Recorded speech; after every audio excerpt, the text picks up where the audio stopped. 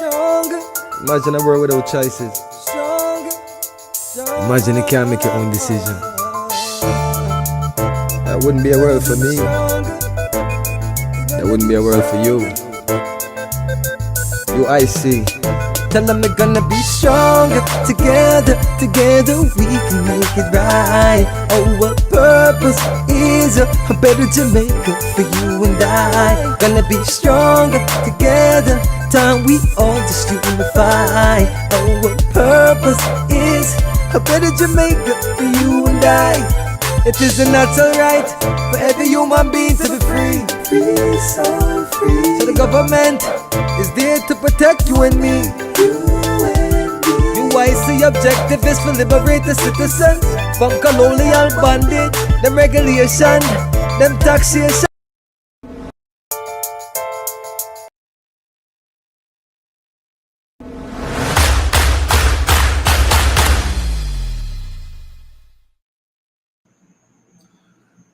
Hello, good evening, everyone, and welcome to another edition of UIC Liberty TV. This is Joseph Patterson, President of UIC Jamaica.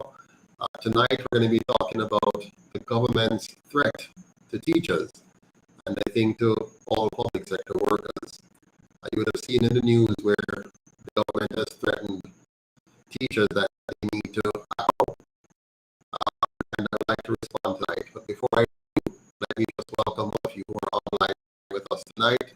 I'm seeing some of our usual friends here, Anthony TV, Sonny and Nicknut, for the truth, Douglas Hart for the great, and who else here? Satira, Kayla. So thank you all for joining us tonight. We're going to be having a little conversation on what's happening in the country right now. But breaking news, we see that the Prime Minister has once again found himself in a little bit of a pickle concerning some possible conflict of interest. I'm not going to do any conclusions just yet, but it does seem to be quite damning and very well be the Prime Minister's undoing. We all know from day one that our politicians are extremely corrupt, so we're not surprised. However, from time to time, their corrupt enterprise breaks down and we get a little glimpse into the truth, into what we know already. We get a little glimpse to see what's really happening behind the scene. I'm hearing that it's poor audio. That's because I'm guessing that it's the internet interruption. Try as we might, it's been very, very difficult for us to get added internet coverage. We purchase expensive internet coverage. We have internet from IslandNet. We have internet from Digicel. And we try to have redundancies built in so that if one is not working, another one is working, and so on. But they always seem to figure a way out to to make my life difficult. So I'm very sorry. I'm trying so hard, and we're paying so much money for these internet service. So, yeah, but as I was saying before, the Prime Minister has found himself in a bit of a pickle right now. So we're monitoring the story. We're not going to jump to any conclusions. We're not going to speculate. But we can only acknowledge the fact that our politics is very corrupt. Jamaica is an extremely corrupt country. And as such, we know from history that there's some stuff going on behind the scenes. We saw a glimpse into it with the Rural Read situation, when all that money that is allegedly stolen or misappropriated from the Ministry of Education through different schemes. We saw where the Prime Minister tried to use undated resignation letter to control the Senate behind the scenes, to go outside of the boundaries of the Constitution. We know that the Prime Minister has used offshore accounts to avoid taxes here in Jamaica. We know that there are speculations and concerns around, his house and how he come by the kind of money involved to build such a house. We have seen situations around the what you call it now, the SSL saga, where the prime minister was able to get himself out of it before the things collapsed. We've seen connections between them and things like the Olint scheme, the Cash Plus scheme, the trickery behind the FinSec scheme. So we're very aware that our politicians are extremely, extremely corrupt. This one, however, should it break out fully, and it is proven that that there is conflict of interest where the prime minister used his position in the Ministry of Education while he was there to channel funds into the pockets of those who are affiliated with him and companies that he's affiliated with. Then that could be the straw that breaks the camel back. At least we hope so. We hope that finally all of this behind the scenes game that they have used to rob the Jamaican people will come to the fore, and we'll all see it, and it will be laid bare. And so once and for all, the Jamaican people can know with absolute certainty. Now, I already know, and you already know with certainty. We know what they're doing. But I think some of us need to see it even more blatantly in order for us to come to that solid conclusion that the time has come, that time come for us to say time up to not just Andrew Holness and the GLP, but to Mark Golden and the PNP, and to their system of governance. And more importantly, that we recognize the role that the PSOJ oligarchies played in all of this. I know they get us from time to time, to not remember or not notice or not realize, not come to the full understanding that the game that is being played is not a PNP JLP game. It's a PSOJ game. The PSOJ oligarchy is using these two puppets to distract us and divide us while they're extracting our wealth from us. So we need to never forget that. And I always want to remind you of this. And so when the UIC talks about the need to change the system, is because we know that without a change in the system, we're not going to get the kind of results that we need. Thank you, Thomas. The PM responded saying it's false allegations. Well, we've seen that before. Normally, when a politician is caught with his pants down, he says it's a false allegation. He says it's not true. Now, we don't know if it's true. We'll see in due course. So we're not jumping to any conclusion. But we know, it's likely that there are serious problems behind the scenes. Very likely. So pleasant good evening to you as well, Patricia, and to you, Arrow, and Thomas, and Dre Morrow. Thank you for being here. And Keon Brown, good to see you on as well. All right, so let me now move to our main topic for tonight, which is the government threatening our teachers. So the government has threatened teachers to accept a low wage offer. They must accept that offer now. The finance minister is saying they must accept the offer now or risk getting no wage increase at all this year. I would like to respond to this in two ways. First of all, to point out that the government's attempt to bully teachers into accepting low wages is unacceptable. It is unacceptable for a government that's in a monopolistic position,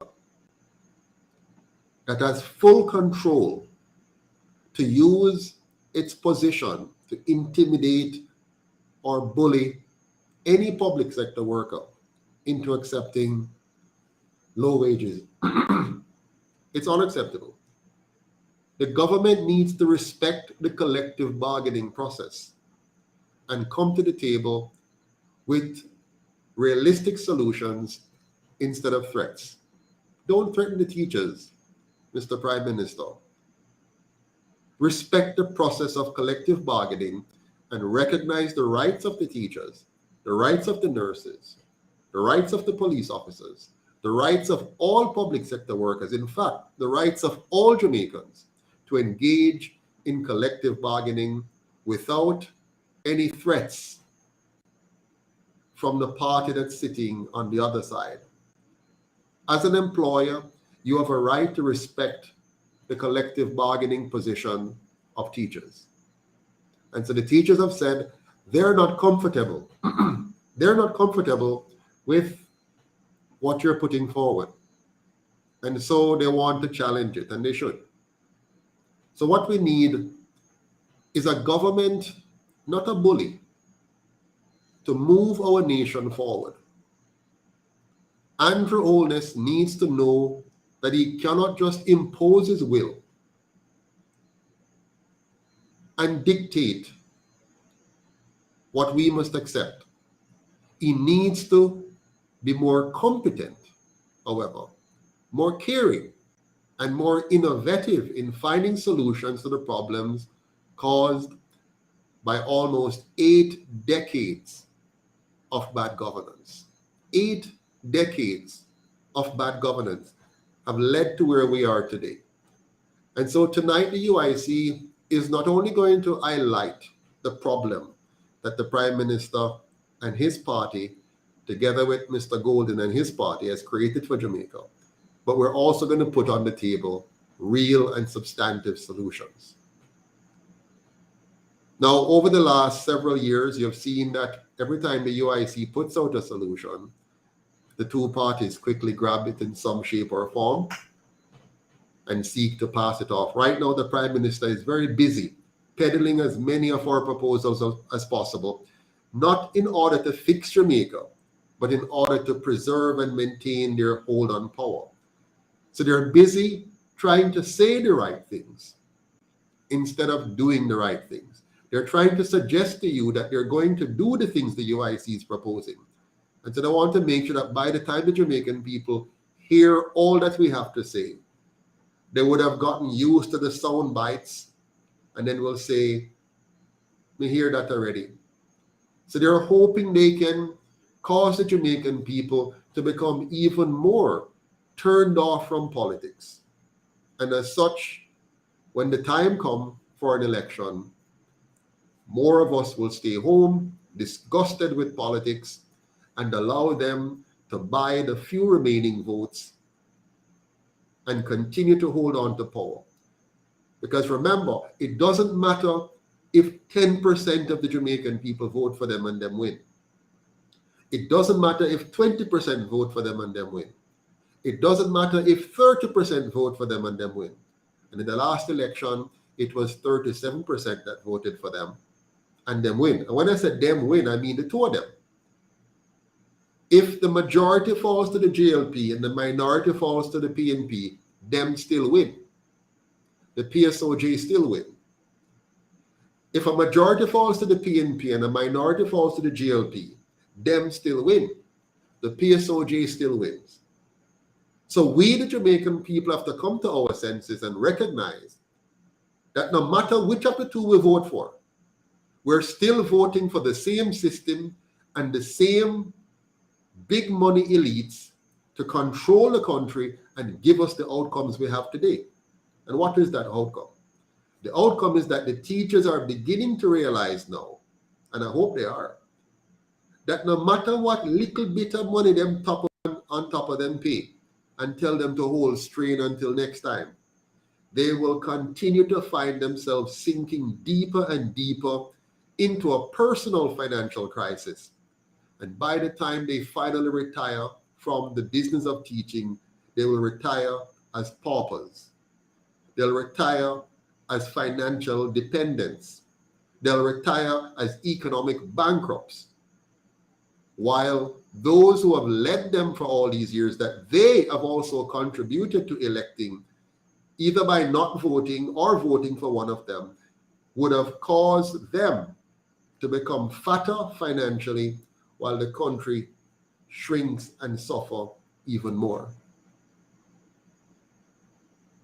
And so, The UIC will continue, however, to share with you our policies, our plans, and how we're going to fix Jamaica.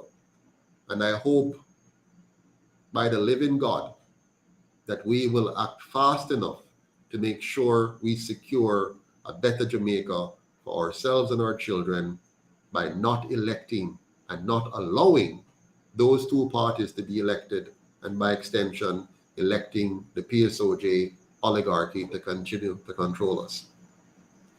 And so tonight, I'm going to walk you through the situation quickly by playing for you a short video that will just capture the whole problem for you from the perspective of the Jamaica Teaching Association or Teachers Association. Small video that you'll hear what they're thinking, what's going on in their minds, what has caused the teachers to reject the government's salary package. And the fact is, it's not just the salary package that they're rejecting. They're actually rejecting the new system that the government is trying to put in. Because the government is trying to put a new system in place, a new compensation system in place for the entire public sector. But it's actually a trick, a very slick trick, and it's a very slick government that is good at, playing these slick trick games. But let me bring this on for you. I'm going to share this with you now so you can have a look for yourself and see what the teachers are actually saying. So let's listen in. All right, so last Friday, delegates of the Jamaica Teachers Association voted overwhelmingly to reject the Ministry of Finance's most recent salary package. Sonia Harrison, president of the Jamaica Teachers Association, is joining us now to talk to us more about this decision. Good morning. Thank you for being here. Good morning, ma'am. Good morning. Leading the charge, as usual. Tell me a little bit about why you rejected this package. What was, first of all, for the folks who don't know, what was the offer? And why did you vote to reject? Well, good morning, Simone. Good morning, Neville. Good morning, viewers, and of course to my teachers across the length and breadth of this nation. It's a new week, and blessings to you as you go about to do what it is that you do best. The government has made a decision, having commissioned a study, to pay public sector workers differently. And in that process, a conversation is being had as to how we're to transition from what currently obtains to where they would like us to go. In that conversation and negotiations, we put in bracket, certainly how it is that they would like to now concise, restrict all groupings of teachers to 11 bands. And pretty much we have settled on that, but there are still banding issues where different categories of teachers have been placed. The work experience coordinator had been a struggle. We saw them speaking to that, but where they were inserted, we're still not comfortable with that given the compensation package that they currently enjoy, and we're putting them now in the band. That will have some implications for them going forward. As it relates to the diploma, we have seen them return. The lecturers, there are still some issues there. And the primary principal 4, we've asked for movements, and we're yet to see that. So there are still some issues in where you want to situate the teacher. And in addition to the alignment of the monies, and one of the main areas of concern and that of the teachers across the length and breadth of this nation, because the teaching force is predominantly made up of the classroom teacher, the trained graduate.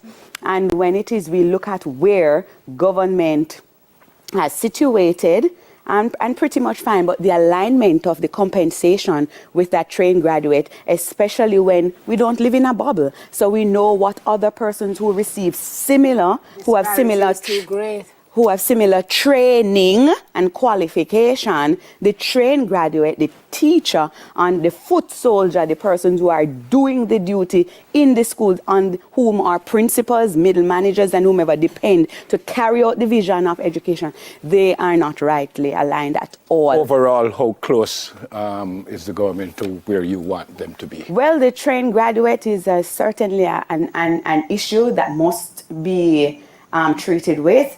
And in addition to the book, software, and technology allowance. Now, in this day and age, I would like for the government of Jamaica to explain to the parents and to the general populace as to how do you explain that we have seen an history has not supported where that kind of influx in resourcing education is there. The teacher had been subsidizing education for all these years. We implemented the NSC National Standards Curriculum in 2017. To date, schools are to be resourced. One of the pillars of that is the ICTs, technologies. And to date, there are schools outstanding with that kind of support. The 2017, we negotiated tablets. We didn't get them until 2020 when the pandemic hit. Yes, the laptops that we have subsequently negotiated, the time frame that government says it will deliver those to the teachers up to 2024. So history is not on the side where it is government has injected the kind of resources in education. And if we say today the taxi drivers may be striking, automatically we're in a space where we now intend for the students to go online. Sorry to jump in, but I don't think I got the answer to the question. How close are they to what you want? For it's on. Yeah, but how close are they? There are some stickling points, and I was highlighting those that need addressing in order for us to even say we are as the matter of removing automatic increment, we have to have some conversations with government. I accept that, as to what that will look like. No, I accept that. But if you ask for 10 and they say 9, they're close. That's all I'm trying to say. If you ask for 10 and they say 2, they're not close. We still have at least a 10-point issue of things that we need to talk over with government, and for them to give us a response on. Where you outline it, it would seem to me that you are still very far away from reaching an agreement, and I wonder if you're hopeful that something will happen, something material can happen before your tenure ends in August. Well, or if we're looking at a multi-year ongoing. I'm not quite sure how soon we are invited back to the table. Having today in-house, we will have a conversation amongst ourselves, the presidents and the secretary general, and to coin what it is that will be dispatched to the Ministry of Finance and Public Service. And so we will be seeking to release that today. It's just a drop of a hat in terms of an email. But how soon we get an invitation from the government is certainly dependent on them. Let me ask you, you made a statement recently that about the challenges. You said there are things we certainly continue to have negotiations and talks with the government about. If it is that we're serious about retention of experienced and quality teachers, are we still hemorrhaging? Are we hemorrhaging teachers? Oh, we most certainly. Just at the special conference held at Woolmer's on Friday, no fewer than 2-3 principals would have highlighted 11 teachers, not the staff is short, 11, 8, yes, 10. And that's just a few who have spoken. There are several schools, but we continue to do the best we can and to carry on the business of teaching and learning. But there are several schools operating without the requisite human resource that they are in need of to carry out. So the teachers' timetable. Yeah. Boss. What kind of timeline we're looking at, Madam President? Are the teachers saying to you, President, if I don't get it by Thursday, I'm going to be mad? Is there a timeline here that we're talking about? Or are they willing to wait on you to get the right thing for them? Because this is not your traditional negotiation that you're getting an increase and, you get some back money. That is not the focus. This is a watershed moment. Once we cross over into this new paradigm, That is significant, and so it is important for us as an association to remain diligent, surgical in our approach to reduce the anomalies on this side of the divide before we go. And I think the teachers understand that, while they are certainly in need of their new money, they understand, because we're talking about saving education. We're talking about saving a teaching force. We must have a system that would want to encourage. We're already having challenges with retaining some of the most experienced and our best. And this is a way for the government of Jamaica to speak to the nation and to say, we truly value your children. Our greatest resource as a nation is our human capital, and we must invest in same. Final question from me. Sim already asked you about the hemorrhaging. If the folks are leaving, are teachers coming in? Except for those who would have graduated from the teachers' colleges in November of last year, and there is no empirical data to say all of those persons who graduated entered the classroom, right? So we're having a challenge. Does that mean they're not coming in, or they are coming in? So again, I said there's no empirical data, and teachers' colleges have reported a reduction in the number of entrants over the years. So we have to, as a nation, make a decision how it is that we're going to resource our education system, and do we want Jamaican teachers to remain in Jamaican classrooms? We do, and I thank you. I thank you for as I tell the officers, your service, because we can't do without you guys. I am reading something here. It was because of a teacher. We hear that all the while. Yeah. So, yeah, thank you. But we so want very much. more than lip service to that, you know? Yeah. Yes. I hope everything works out, and I hope it works out soon, because I repeat myself, we need you. That's Sonia Harrison, President of the Jamaica Teachers Association. More next time after this break. All right, so that was a pretty good encapsulation of the overall challenge that the teachers face. And it's not just the teachers, it's the education system as a whole that is under great stress and duress at the moment. And I don't think this government understands that. I think they're simply continuing to play the games of photo opportunities, PR gimmicks, and of course coming up with programs and policies that allows them to get by politically, but doesn't address the core problem. So tonight I want to welcome some persons backstage. I know we have Miss Rachel Graham, who is here to join us tonight to talk on the issues. Ms. Graham, could you just give us a quick background on yourself? Do you have any experience at all in the education field? Rachel Graham? Hello?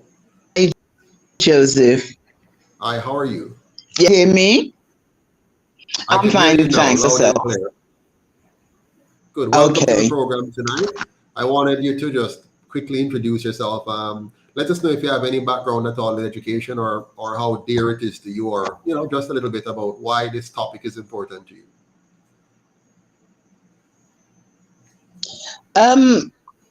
I'd like the world to know that I'm a born Jamaican, grew up in London, and when I was a child in Jamaica, age 5, I used to go to school. Mm-hmm. And then I can't remember anyone didn't go into school because of not having certain things, if you know what I mean. Now, I'm very much concerned about the teachers, the health workers, and all these people who put people's lives in front of their own. Yes, and their own responsibility. Jamaica need all that you are suggesting to the people, and it's not because I've met you or have or anything I'm seeing now after 7 years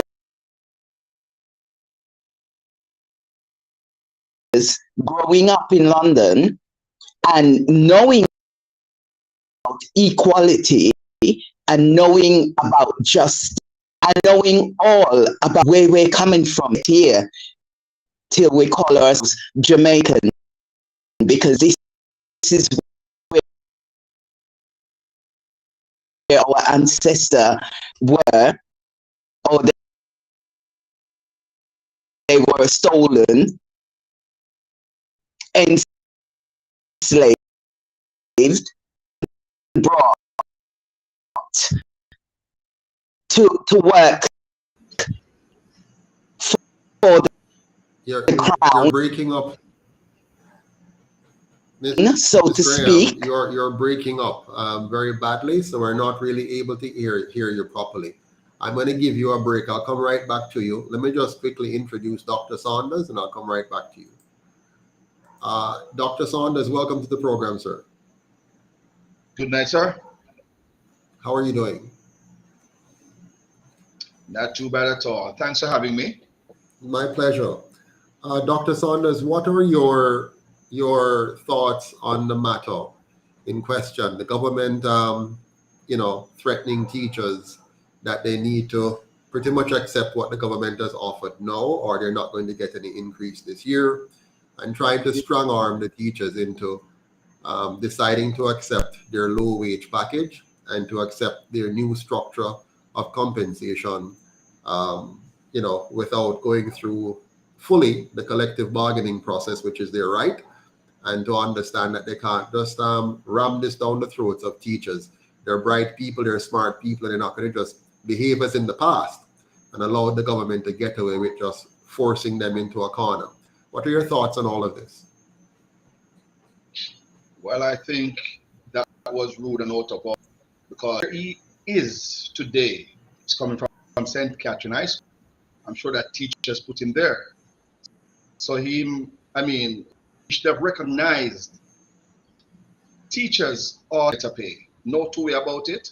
As you have noticed in recent months or years, teachers have been migrating to other parts of the world because they want better for themselves and their family.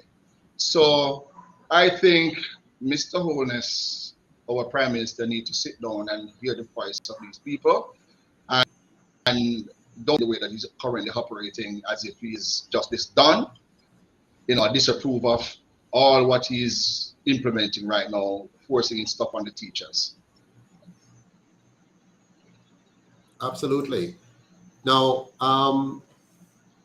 my view on the matter begins with something quite fundamental. And I'm trying to say, how do I say this very well? To me, the real issue appears to be that we have a serious corruption, waste, and mismanagement problem, which is diverting funds away from the education, healthcare, and policing sector. And I'm picking those three in particular because of their significance in the whole business of nation building. If because of government corruption, you can't have the funds to pay teachers, pay nurses, and pay police officers properly, and provide them with the working conditions and the tools that they need to do their jobs properly.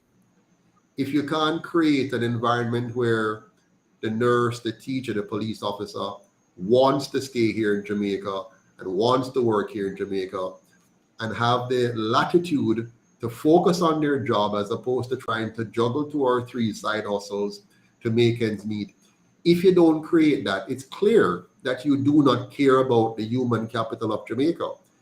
And based on my observation over the last 50 years of my existence on the planet, and over the last 79, 80 years of those two parties running our country, it is very clear from the outputs, from the outcome, that the human capital of this country is of the lowest priority, because if they keep the human capital down, if they make sure more of us are fully done than fully developed, then they're able to keep the system the way they have kept it so far. What do you think about that, Mr. Saunders?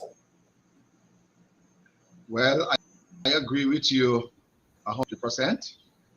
Everything that you have been saying, because I've been following you for quite a while, and you're on point. You see, a lot of persons, especially Jamaica, because I've listened to you, and you have die-hearted PMP, you have die-hearted JLP, but these people need to get out of that frame of mind. Another party has been formed.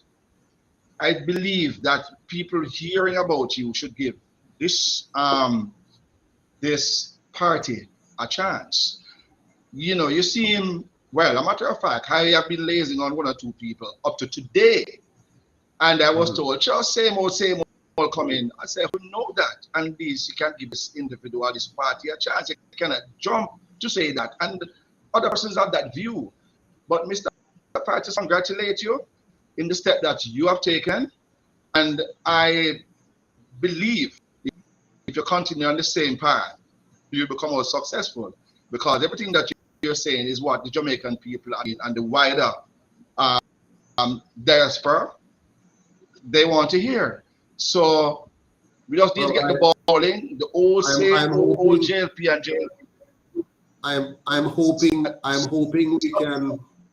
I'm Dr. Saunders, Miss Graham. Yes, I'm hoping we can create some die-hearted Jamaicans. Sounds good. A set of people who are yeah, go ahead. Yes, sir.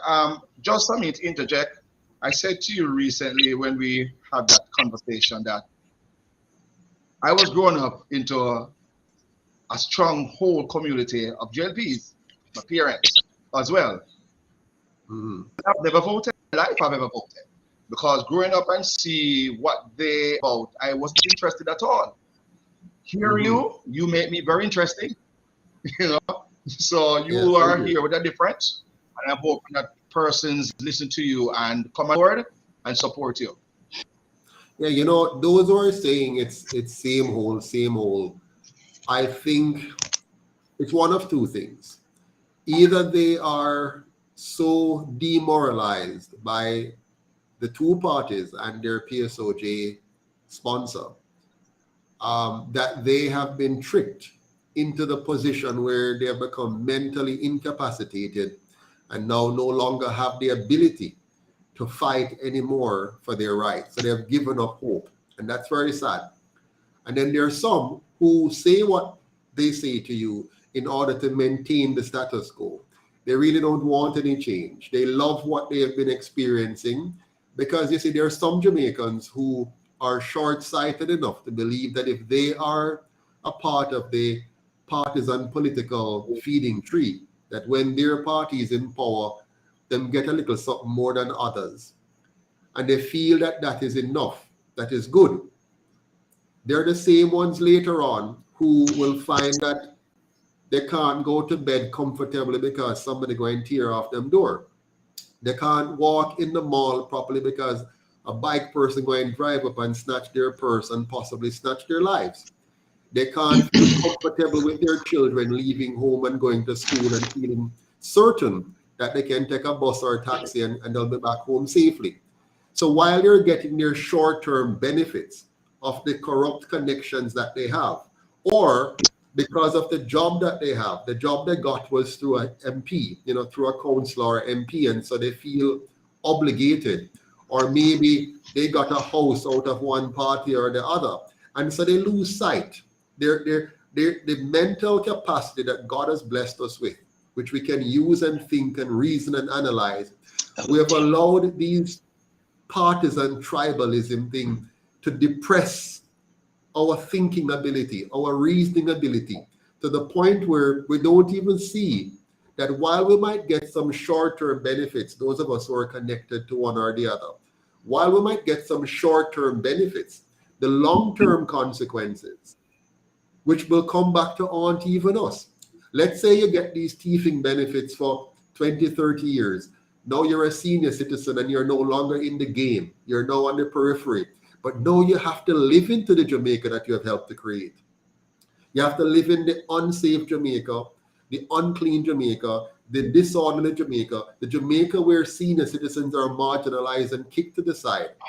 And if you don't have the privileged position like a former prime minister who's going to get the salary of a sitting prime minister, you are in the position of a teacher or some other person or less than that, if you will.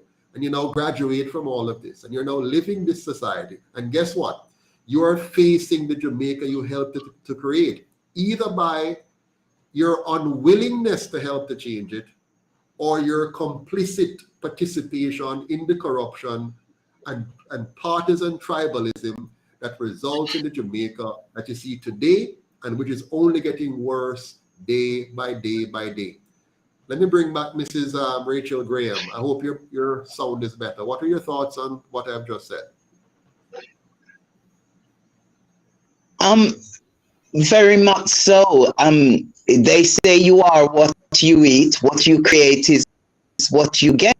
Mm-hmm. At the end of the day, I do believe that the teachers should unite. All the people, like I said, in the health system, they should unite. We don't need teachers, political teachers. We need teachers that can teach our children and guide them through to tomorrow's world. Absolutely. Here. I don't want to go on too much, but I did have a few things to say regarding work.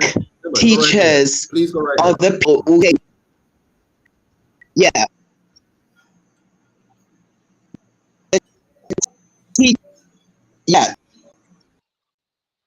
the teachers are the people who shape children into becoming responsible, that gave us guidance or taught us things that we never forget or whatever it is, because teacher be a teacher, because the teachers are being parents, they've been godmothers, they've got their own families, but when they go to school they have to do all these things, and I think they deserve much respect and they deserve proper equal wage that they can be and actually things like parking spaces for them, things like, they go out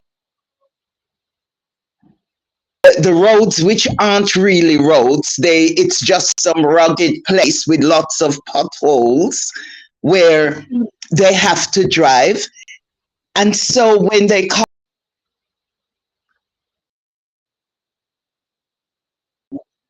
All right, we're losing you again, Miss Graham, and you have some solid points there that you're making, but your connection is bad again. But let me pick up from where Miss Graham left off. Now, I'll bring my guest back in a few seconds here. I want to turn our attention to one of the points that Miss Graham made, and that is the issue of wages. A part of the challenge that we have, of course, in the negotiation between the government and the teachers is the fact that the teachers have recognized that they have a serious wage problem.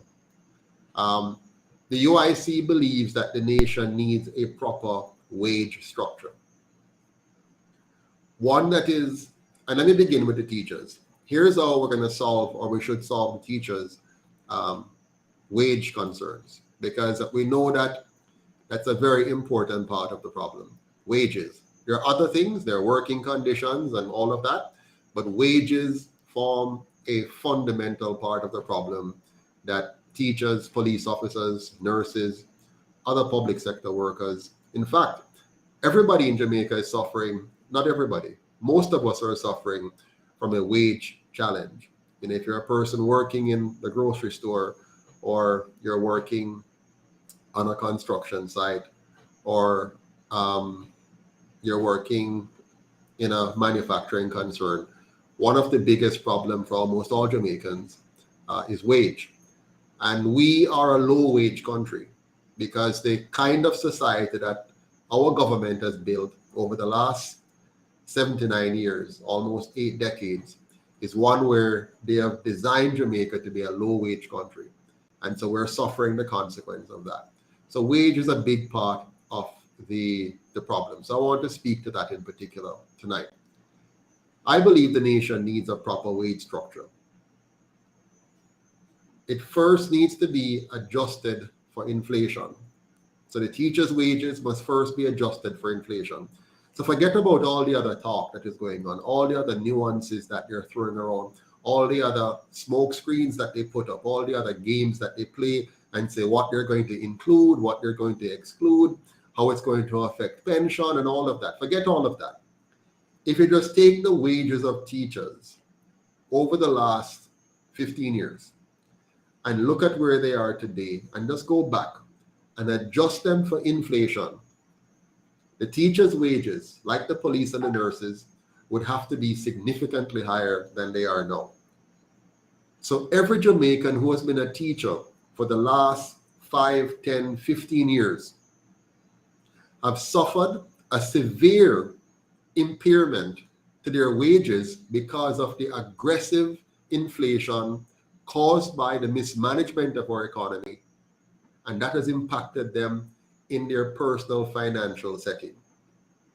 So the first step in fixing the problem is to adjust for inflation. The second part of the problem now is to look at the productivity factor and compare our teachers to similarly qualified and competent persons in the broader society, both locally and internationally. If you notice, the world wants our teachers. So the world is beckoning our teachers to come to them. Our teachers have no problem, for the most part, getting jobs overseas. For the most part, they want them. So there's a demand and supply issue here. So if there's a high demand for our teachers, and if they're proving to be effective when they go abroad, which means given the right conditions, they could be effective right here. So what we have to do now is to adjust, not just for inflation now, but for the productivity side of our teachers. And that's not across the board thing. You have to look at comparative levels, teachers at different levels of experience, different levels of competences, and different levels of outcomes in the classroom. And the third element you have to now fix is you need to then peg this wage structure to inflation so that you don't give them a 4% increase today, and then by next year inflation is 13%, which means their salaries would have grown by 4%, but the cost of living would have risen by 13%. This means the teacher would be 9% behind. You follow me? So you cannot just give a 4% increase or say 4% over 2 years or whatever. You have to peg their salaries. And I know the government won't do this, and I'll tell you why. If they were to peg wages to inflation, then they could not continue to use inflation as a hidden taxation to steal back that value from you, which is what they do. Now, they know you don't understand economics. They know you don't understand much of what I'm talking about in terms of how they use inflation as a form of hidden taxation to give you with the left hand and take back with the right hand. So what they do, they give you a 4% increase, but they take that back with an artificial inflation of 13%. I hope you understand what I'm saying here. If you understand this, then you will know how the government is tricking you. And they have been doing this for decades, for years upon years upon years. And so, teachers, nurses, and police officers, just to name a few of the public sector workers, must be paid at levels that motivates them to deliver quality results in their respective fields. Performance pay, therefore, must be incorporated into this structure to bring out the best in our people. And not a plaything performance pay. It must be something which is transparent. Yeah, they must be able to see clearly what are the connections between inputs and outputs. How does the teacher's performance tie to the outcome in the system? Whether or not you're properly, staffing and properly equipping the teachers to deliver, what you're asking them to deliver, and then measuring those performance and paying a part of their compensation on a performance basis. If we do this alone, not only is it going to impact our teachers and nurses and police officers positively, it's going to impact our students, our parents, our communities, and by extension, our country as well. Let me hear what my guests have to say on that. Dr. Saunders, you get to go first. What are your thoughts on what I've just shared? So, I'm so sorry about it. Just came back and heard a little of what Yeah. I'm going to repeat myself, Mr. President, because I'm telling you, you're a very educated man, and you are. I'm sure that everybody, if they get the opportunity to listen and hear what you have to bring to the table, they would actually go have to think twice. You know, what you're saying is on point. These two parties cannot be around for, you know. I've seen it all. Yeah. I really don't want to continue your governance also. Somebody new need come and stream. I have seen other party move from that party to start their own party, but it would have been same old. Come from another party, if you understand what I'm trying to call it, Yes. things. But another party want to form from another party to come to start their own. But I wasn't approved of that as an individual myself, because you're kind of coming out of something. The same thing that would have happened because they were part of a party that used to, they get to steal from us. Let me interrupt you on that because I want to comment on it. I'm going to be more specific than you. When Bruce Golden left the JLP, for example, to form the NDM, and if you notice, Bruce Golden said, for the most part, all the right things. He said things like the need for separation of powers. He talked about the corruption. He talks about the fact that the two parties have been involved in bringing guns into the country and all kinds of things. He began to tell us the truth.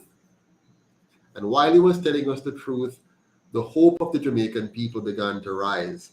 They were hoping, can this really be so? But they were also tentative because they're wondering, I wonder if it's real.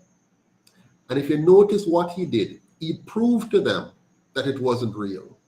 Because as soon as the very people, what many Jamaicans don't know, the NDM was simply an offshoot of the JLP, number one. Number two, the same funders who were funding the JLP, many of them were funding the NDM, which means, let's say by chance the NDM did stick around long enough, Bruce Golden stuck around long enough and caused us to have more confidence in them. And let's say we had elected them. What we would have elected is simply one more of the same. Because the only reason the NDM was formed was because the powers that be that was funding the JLP had reached their limits with Mr. Siaga, and he wasn't leaving timely. And so they wanted to force him out. And when the windows was open now to force him out by bringing Bruce back, they quickly did that, and all the funding dried up for the NDM. So those who were genuine in the NDM found themselves with nothing because they have no money to run their political party. Now watch me carefully. Notice all the persons like Christopher Tufton, who was a part of the NDM, quickly went and joined the JLP. It means really did not have the Jamaican people at heart. They really did not believe that the system was bad. They were not convinced totally that the JLP, like the PNP, is a significant part of the corrupt enterprise that has been running this country up until that point. And so they all went back. As the Bible said, the dog went back to its vomit. So they all went back. Now the UIC is very different. I have never been a part of any of those two political parties in all my entire life. Yes, my mother was a strong PNP. And as a boy growing up, by default, I went with her to all of her PNP meetings, whether it is the women's meeting or she was a teacher in Jamal, or to their campaign strategies, or to the national arena when they had their big stuff. So as a child, I grew up seeing all of that.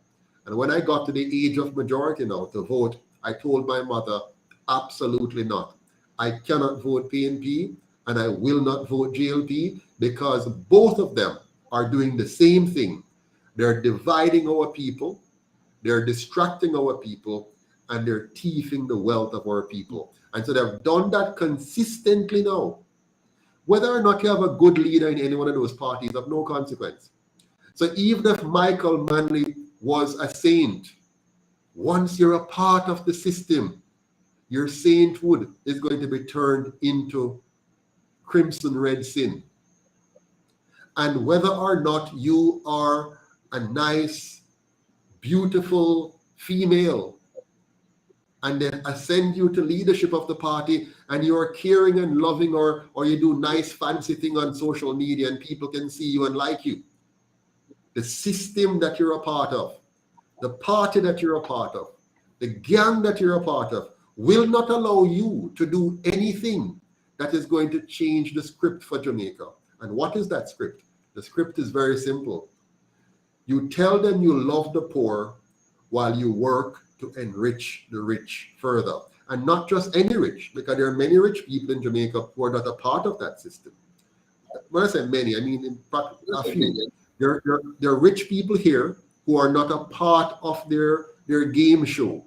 But those who are a part of the game show, I call them the PSOJ oligarch, the elites in this country. They own the biggest companies in this country. They have the greatest control over these two parties. They give them millions of dollars every election to put on the dog and pony show for us so that we feel as though we have an option. We feel as though we're involved in a competition of ideas and of two parties. We're no competition. These two parties, yes, they're competing for which of them will control the government, but they're not competing for which of them is going to make our lives better, because they will not improve the lives of the Jamaican people. They will simply use the Jamaican people to further enrich themselves. And if this case against the Prime Minister should make its way to the full light of day, and if the Rural Reid case should make its way to the full light of day, and if all the other scandals, whether it's Trafigura scandal or it's light bulb scandal, whatever the scandal is, if we the people should ever see the full details of those scandals, we would never again even contemplate for a second voting PNP or JLP. But the sad part about it is this: there are some of us who it's hard for us to learn. We're like it's like we love the beating. You know, it's like a person who's married to a spouse who is a beater, and they love the beating. So they keep, even though they get beat up and the spouse come back and say, oh, I love you, honey, whatever, they go back and get some more and some more and some more. I don't know how, but they just continue. And that is the kind of Stockholm syndrome that we seem to have in Jamaica.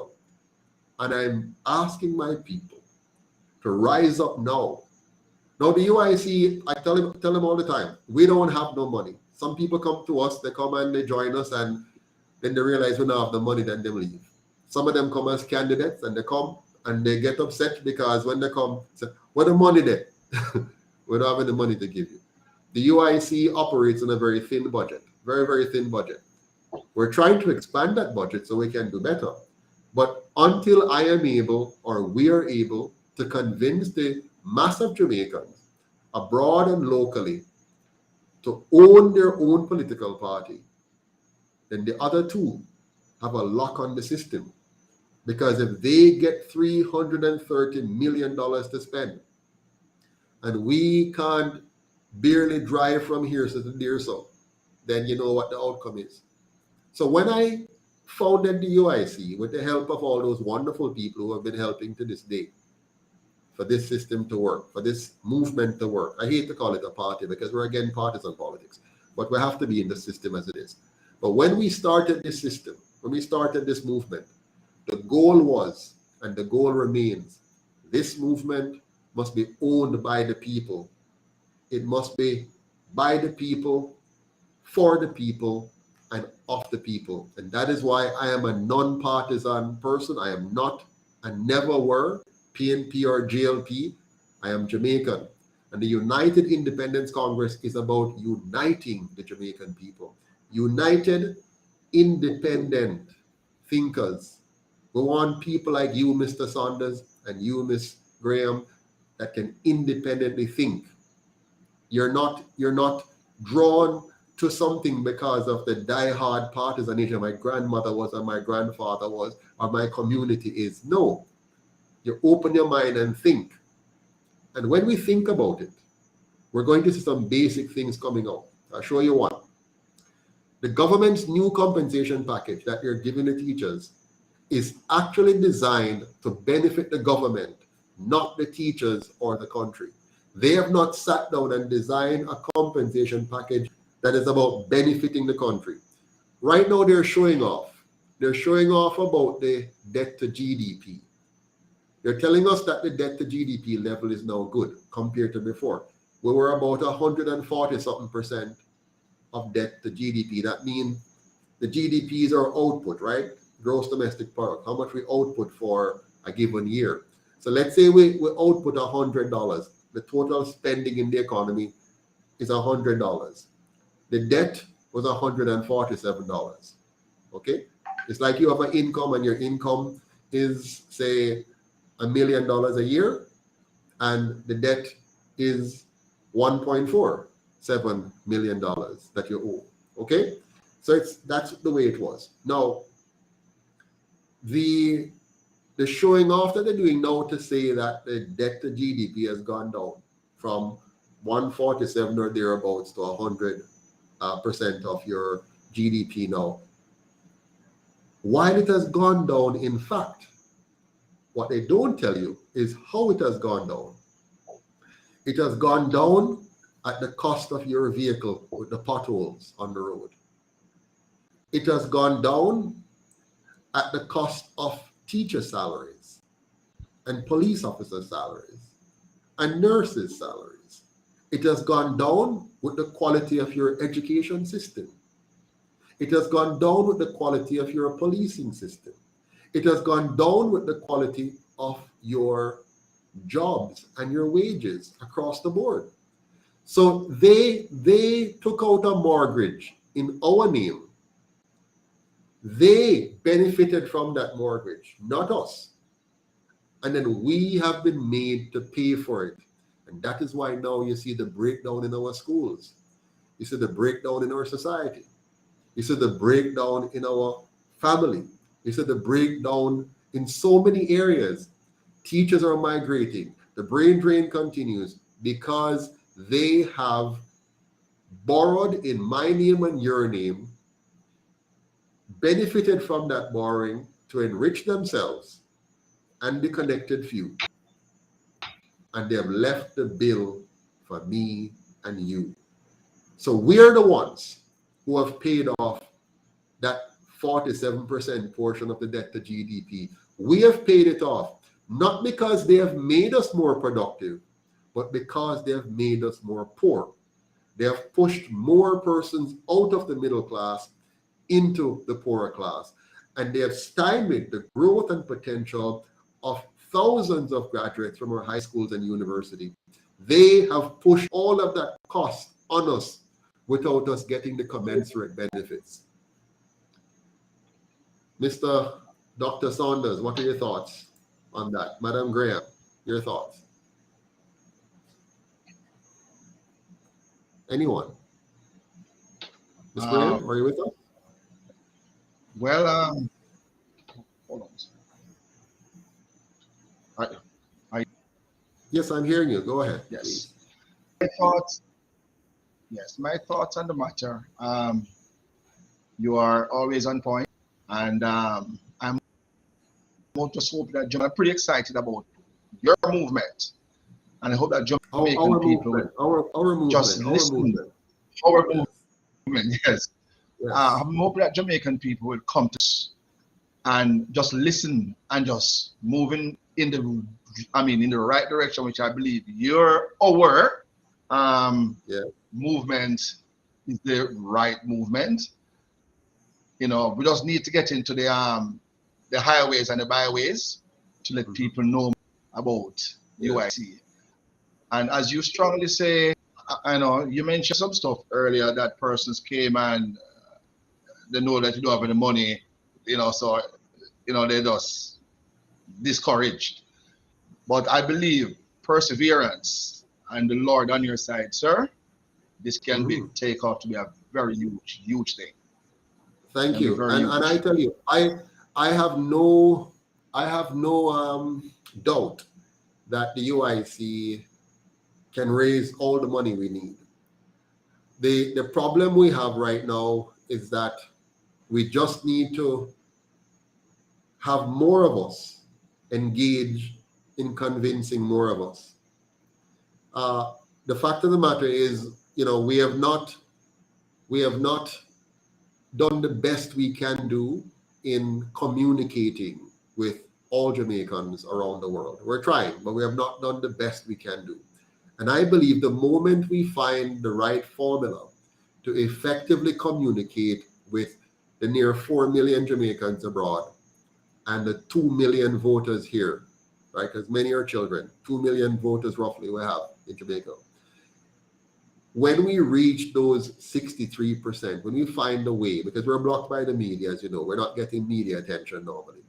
But when we break through and reach those 63% properly, and they give their $1,000 and $2,000 and $3,000 and $5,000, and when we reach those 4 million Jamaicans abroad who want to come back to this country, when they understand that the UIC is going to make it that every Jamaican, wherever you are in the world, you can vote. You don't have to come back here and suffer and go through all kind of process to get a voter's ID. You'll be able to vote as a Jamaican anywhere in the world. When they understand that with the UIC, they're going to be able to come back here duty-free. You can bring back everything except what you can't bring, your land, for example. But you can bring back all of your assets to Jamaica duty-free. And when you know that you're going to be able to come to a Jamaica where the government is designed to focus on your fundamental needs. Right now, it doesn't. We have a government right now for the last 79 years that cannot keep us safe. But that's the most fundamental role of government. If nothing else, take away all the other things. Take away everything else, education, healthcare, you name it. The most fundamental purpose of government is our national safety. It's you and I being able to wake up every morning without burglar bars on our doors. It's you and I being able to go out early and come in late without fear. It's you and I being able to set up a business, and the smallest concern in setting up our business is security. We can focus on product design and development. We can focus on marketing. We can focus on refining our operation. We can focus on innovation. But in this country, 2023, any business you're going in, a huge amount of your time and energy and financial resources is absorbed in security concerns. If you move to a country like Singapore, your concerns go from, let's say, a scale of 1 to 100, it dropped down to 2 if you move to Singapore. If you're here, it's a scale of 98 to 100. In terms of having to focus on security. That robs us of our creativity. It robs us of our innovation. It robs us of investment. And that is why we're so prone to fraud in investment schemes, because we're looking for some kind of easy way to just stash our money and let it grow, because there's no incentive to really be an entrepreneur in this country. People try because they're forced to. If you can't find work, you're going to try. But the system of Jamaica is not designed to bring out the best in our entrepreneurs. It's not designed to allow you to focus on your creativity and innovation. If you're a farmer, you kill yourself. You get up early in the morning, 5 o'clock in the morning, and you go there and start your thing. And you work hard. month one, month two, year one, year two, and you're ready now to reap your product. And somebody just come and thief the whole thing. And it might even kill you in the process. That's a great disincentive. You cannot build a country like that. But yet, that is the fundamental purpose of government, to give you a safe environment in which to plan your life, build your business, build your career, and take care of your family. But instead, security. Next, cleanliness. How can you be a decent government that care about your people and your country is so dirty, so unkept, so poorly designed, so poorly managed, so poorly maintained? They're lucky, they're lucky that the Jamaican people are so tolerant, so accepting, so comfortable in dirt, so comfortable in a disfigured, mismanaged society. They're very lucky. They want some serious citizens who are serious about cleanliness, serious about public order.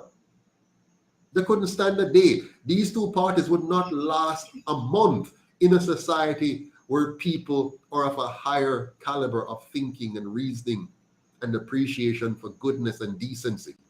They could not survive. But they survive because every year, 70% or more of our students leaving school do not have the basic requisite to be a highly productive citizen in this country. 70% or more. Every year, that's what we graduate from our school system. And you must get that, because if your teachers cannot earn a decent wage, salary, where they can live a decent life and be an upstanding person that's respected by the students, respected by the community, respected by the society. Teachers are less respected now than they were, much less respected now than they were 10 years ago, 15 years ago, 20 years ago, 30 years ago. They're sliding to the bottom. The intake into teachers' college is dropping because more and more persons are realizing that the profession of teaching is not one of esteem. Why do you want to put yourself in the line of fire for such pittance in compensation? So I'm saying it's time for us, my fellow Jamaicans, to say enough is enough. Let us shock these two parties. Let us come together and organize our own party, our own movement. We now own this. The PSOJ no own we no more. You see the PSOJ? It's a wicked group. They come on TV and they have nice things and they say all kind of nice things to the people, while they know that they are funding what we are seeing. They're funding the Jamaica that we have. We could not have the JLP and PNP without the PSOJ oligarchs. If they did not fund these two parties to do what they have done to us, they could not have done it to us. So they know. And every now and again they come and they say all kind of nice things. And even call out the government. Oh, we need the government, the two to come together and fix crime. If they wanted the crime problem to be fixed, it would have fixed long time. If they wanted the corruption to stop, it would have stopped long time, because they would simply withhold the $330 million they gave them in the last election. So they couldn't come and buy our votes. They couldn't come and fool with, because they would not have had the money to do it. Just like how the UIC don't have the money to do what so many of us want the UIC to do. What I want the UIC. I want to be out there across the length and breadth of the island. I want to be in all 14 parishes, all 228 municipal divisions. I want to be in the 3 counties. I want to be everywhere. I want you to see me everywhere across the country. But I can't do that on water and prayer. I need money. No, I've spent all of mine. I've spent as much as I can spend on the UIC. I've spent more than I can spend. I've spent my pension. I've spent off all my pension saving on building the UIC. Now, just imagine if 1,000 of us, just 1,000, 1 and 3 0, were to give the equivalent of $25 US a month. The UIC would have enough It won't be as much as the other two, but enough for us to reach into every nook and cranny of this country in one shape or another. If right now today 5,000 Jamaicans, anywhere you are, were to give 5,000 Jamaican dollars, that would be 25 million. That's enough for us to win the next local election. At least a few seats in the next local election. I can win Braze River right here in St. Elizabeth. Winston Wright, our chairman, can win Bethel Town in Westmoreland. Carly Ramirez Acosta can win Edgewater in St. Catherine. Sheldon McGann can win Northeast Rural St. Andrew. Chase Neal can win St. Mary. If we get $25 million this month, and the Prime Minister can call a local election anytime. If we get $25 million this month, we can win more than a few seats in the next local election. If we don't get it, we can't. We can talk, and that is why some people, they just talk. They create talk shows, and they talk, and they talk, and they talk, and they talk, and they're even fortunate. They get money from people which is unaccounted for. We in the UIC account for every penny. We have audited financial statements. We have to give to the ECJ. They get our statements. We don't get the other two parties. They get all our information. We get nothing from the others because we're not a part of the system that they set up. They set up a system to manage and monitor political parties, but we are excluded from that. Why are we excluded? We don't have no clout. You know when we have clout? When 1,000 of us get up and stand up and donate $25 a month, that we now have the money to be able to command respect in the full zone of our political system, then they can't avoid us. Because we will start to dictate the agenda. But we can't do that. We can't dictate the agenda when we don't have the money. Them know so weak. Them weak. Them don't have no money. We can do whatever we want. Them can't get up and make sure the whole Jamaica know everything. You see, when a little blogger goes on and a blogger goes and talk, they and the people they're dealing with know that they don't really have any say, really, in the Jamaican political system. Yes, we can talk about it. Look how long we're talking. If any of you are more than a few days old, you would have known that we have had some of the best talk show hosts over the years. We have had Ronnie Thwaites. We have had Mutty Perkins. We've had so many talk shows. Dean Jackson Miller. We've had so many people who can talk. And they've talked and they've talked and they've talked and they've talked. The talking not gonna change nothing. The talking may give us a moment of entertainment. You know, we might be entertained because the way the person said it was funny. Yes, lick them, call them out. Yes, tell us, call them out. Fine, but it won't change nothing. The only time we're going to have real change in this country is when we give ourselves an option to vote for. When we can go to the ballot box and say, I am voting UIC. And you're not going to be able to vote for UIC if UIC does not appear on the ballot or UIC does not appear in the wider cross-section of communication. Because if one of our candidates is on the ballot, but the rest of the constituency, the 30,000 people who vote in that constituency, don't hear about them. Because they never have the gas money to come up with that community. They never have the money to buy flyers. They never have the money to buy radio advertisement. They never have the money to buy TV advertisement. They never have the money to be traveling around away from their jobs. Yeah? Because remember, when a person is going to travel around and do political work, it means them not produce no food to put on the table. There's no food going on the table when the candidate is out. Now, of course, the PNP and the GLP, they have a much better plan, right? Their plan is they already have the tax coffers, so them getting money from the taxes, and then getting money from the PSOJ big money donors, and they're getting money from some other things we don't know about. Remember Trafigura? So it's not just local alone. You have some big things that go on from the outside.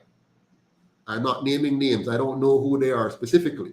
So for example, company A from Netherlands or company B from China or company C from America push some things through. So there's some money there. The PSOJ big boys push some money through. So there's money there. And then because I'm a part of the system internally, they pull some money out of the system as well. So three sources them have: your tax dollars, the PSOJ money, and the foreign money that they're getting to come and trick me and you into voting for them in the next election. And no matter what they tell you, the nice sounding words, all the dub plates mean nothing in the world. At the end of the day, all they want is to control our tax dollars, control the ability to borrow in our name, control the ability to win the next election using monies from people who they will then have to give something back to. Okay? Because if the PSOJ oligarchs give them money, it's not for free. They're giving them money so that they can get something later on. So the only way we can take back Jamaica and fix Jamaica is when we donate to our own movement, volunteer to our own movement, cheerlead for our own movement, and vote for our own movement to fix the things. Now, the UIC system, if you notice our system, when the UIC is elected, there's no way that I am going to be able to rip you off because of the system of governance we're putting in.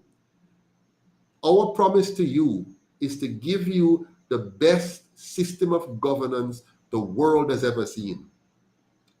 Separation of powers. Your executive branch is separate from the House and from the Senate and from the judiciary or the court system. The president that you're going to have can't just pick and appoint anybody. He has to go through a process which begins with getting consensus in the core executive, then making a recommendation to the Senate publicly reviewing the recommendation, and then the House vote on it. And then the judges, the court, check to see if it is constitutional before it passes into law, not afterwards. In our system, you will have subject matter experts as ministers of government, not willy-nilly who the prime minister wants to pick. It must be qualified and competent persons, and those persons can be a Jamaican drawn from anywhere around the world. So our bright men and women who live in America or Canada or England or Cayman or Japan or Australia, I'm calling names of countries that have donated. Jamaicans in all of those countries have donated to the UIC. Thank God. I want to personally thank all 200 of you who donated last year. So my fellow Jamaicans, we are on the cusp of changing Jamaica. We can either stand by and wait for it to happen by chance, or we can stand up and make sure it happens by action. And so I'm inviting all of you to do more than just watch and pray, because there is a better way. And that way is for us to make sure that we join, that we volunteer, and that we donate. So that gentleman that called me earlier today, an old man, I think he's in his late 60s or early 70s. I can't call his name. I won't call his name. I don't know if you want me to call his name. And he decided that I think it's from last year, he has been trying to donate. And he has been trying and trying and trying. You know, when you get to a certain age, the systems don't work the same way for you. And today, he made it and sent through his $15,000. I want to thank him very, very much. So if you're watching tonight, and I know you say you're always watching, so if you're watching tonight, I want to just personally thank you for the $15,000 that you sent today. I want to thank all of you who have donated to the movement so far. But in closing, I want to remind you that the government's compensation package that they have for teachers, which they have for nurses and police officers and all the public sector, it is designed not to benefit you, but to benefit the government. It is not designed to benefit you or the country, but the government. Why? The compounding effect of inflation and taxation is greater than the menial increase or the promise of a higher nominal pension benefit that they have told you about in all of this thing. You do the math. Look at the inflation that we have every year and add it up. You have heard about compound interest before when you're being encouraged by investment houses like SSL to invest your money with them, and they'll tell you about compound interest and how when you invest it's going to compound, and they show you some unrealistic charts and tell you that if you had invested 50 years ago at 10% per annum, how much you would have had in millions and millions and millions today. That's lovely. What they fail to teach you about, however, in school in particular, is the effect of compound inflation.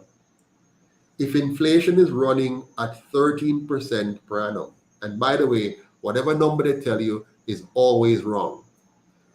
It's a fake number. It's an aggregate number where they have manipulated what is a part of the aggregate. So the real inflation number is higher, but let's use their fake inflation number. If it is 13% now, it means that any increase you get that is less than 13% is no increase at all. Well, it is an increase. It is an increase, but less than you need to be. You're running backwards. So you're running. Did you ever see a rat yet in a lab running on the little thing? And you see the rat running and running and running. And no matter how much energy he's putting out, he's not getting anywhere. And that kind of system that they have. So no matter how much you're running very fast. But the economy is rigged. And this government is not prepared to tell you the truth, nor to teach you how we as a people can overcome this rigged economy, how we can extract ourselves from this rigged monetary system that we're in, and how we can educate ourselves to become financially free and independent. They don't want you to learn these things, but they're using the knowledge to enrich themselves, which is why the Prime Minister has offshore companies that owns some of his assets. In fact, his entire house is owned by an offshore company. It's the same reason why Usain Bolt uses an offshore company as well, because some of us in Jamaica are in the know, but the vast majority of us are not in the know. 90% of us are not in the know. In some cases, 99% of us are not in the know. So we don't know. So while we're listening to their nice sounding speeches, like I say, quickly, Mark Golding, as soon as the stuff come out about the Prime Minister, him jump on it to get his political mileage, to put himself in position, because time come for PNP now to get elected.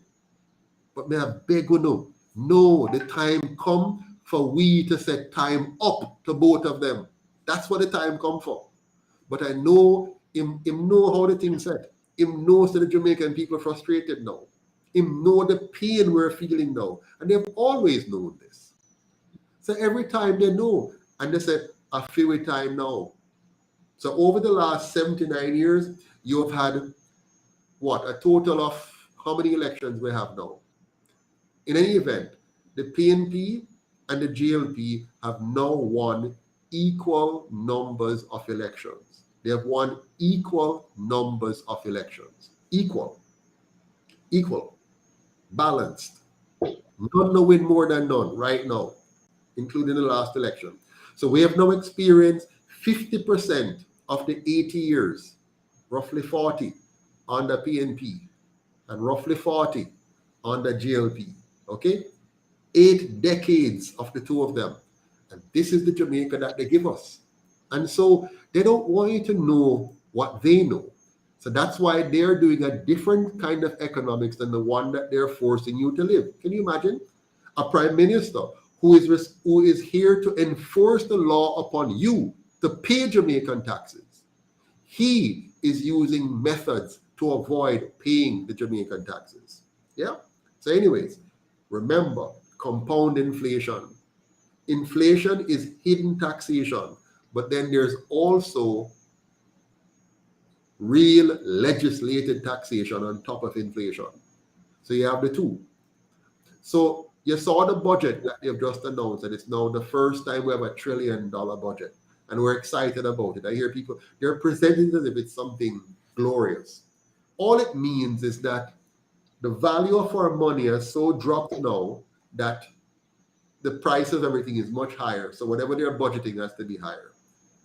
And when the price of things go up, so let's say you were paying $100 for something last year, the government would have charged you 15% GCT on that. Okay, so $15. If the same thing is now costing you $200 this year, the government now gets $30 from you. So the government benefits from inflation. Okay? And its goal now is to get that higher inflation and that higher taxation, because you're not going to move into a higher threshold bracket. Your tax bracket will move up. So any raise you get might push you into a newer tax bracket, which is what they're doing, but they're also keeping it low enough. So the inflation is higher, so it gives them now an arbitrage benefit from you suffering the pain of your wages even declining because of inflation relative to the cost of living, and then they still get to tax you more on top of that, which further push you down. So the UIC solution, at a minimum, we must peg wages to inflation to remove that erosion factor from our compensation packages. Otherwise, the small increases that they give us is null and void. You hear me? It is null and void. It is a trick. It has worked over and over, not just now. This is a trick from the time of the Roman Empire, for example, thousands of years ago. This trick of inflating away the value of your hard-earned dollars, causing you to take one step forward and two steps backwards.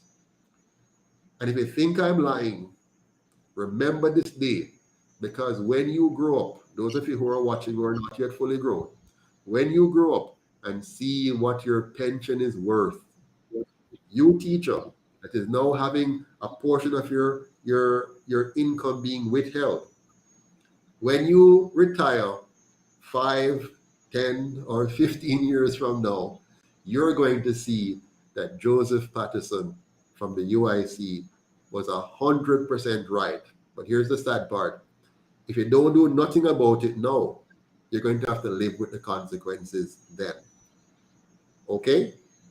Thank you very much for your time. Thanks for being here with us tonight, and I look forward to talking to you again. Remember, like, share, and subscribe, and tell all your family and friends to join the UIC, because the UIC will create one Jamaica, united, strong, and free. And why one Jamaica?